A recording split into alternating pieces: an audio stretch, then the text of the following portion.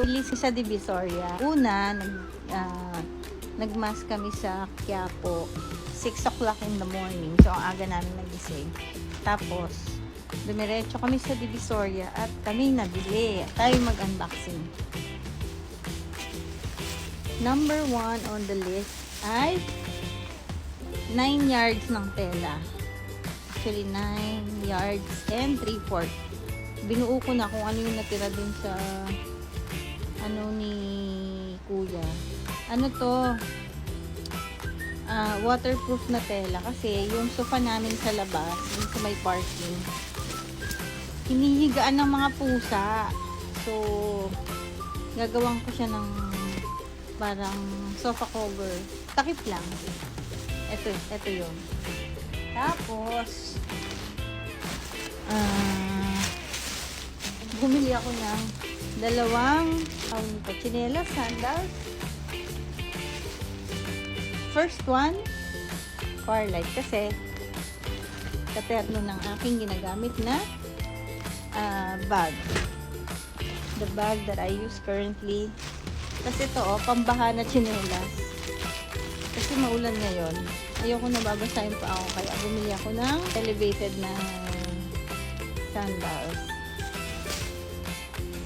Ito, bumili kami ng parehas na Micaela automatic umbrella. Ayan o. Parehas kami. Then, eto, hinubad ko na yung shoes ko kanina dahil sinuot ko na yung brown na sandals. Ay, ito pala. Bumili rin yung husband ko ng elevated sandals. O, sa kanya naman, parang barko.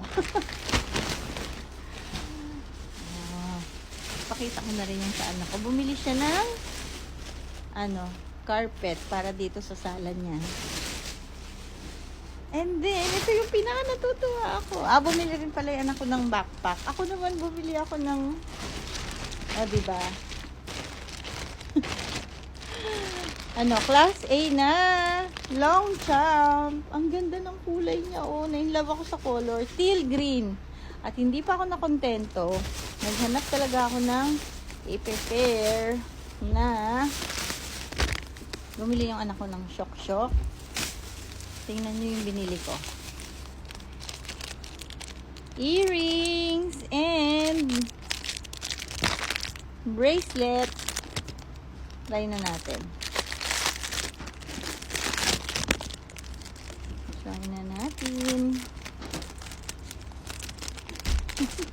Hindi naman ako excited na. Wait lang.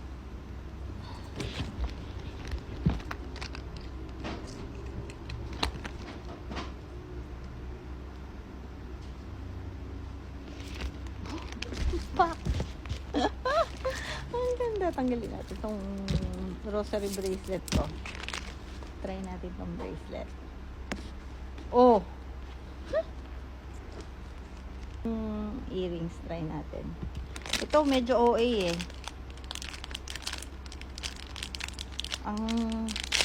Ang laki, parang, pero mas match siya dito sa bangles. Inikot namin yung Divisoria. OMG, sobrang laki. Pero gusto kong ikat ganyan lang. So ito muna.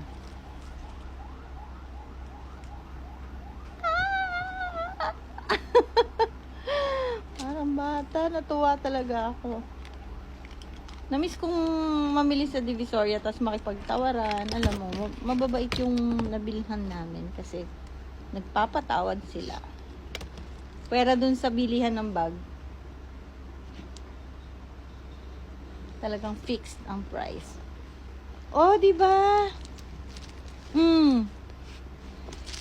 Oh, ang ganda niya, promise. Tapos, ito yung gusto ko, may bulsa sa labas na bag. Kasi yung mga emergency items na kailangan mo, nandito lang siya sa unahan na pocket.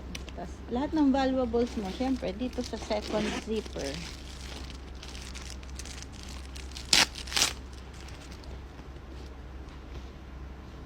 Hindi siya ganun kalaki. Pero, hindi rin siya ganun kaliit. Tapos, pwede siya sa kilikili bag. Diba? Ah! O, sige na. Yun lang. Bye!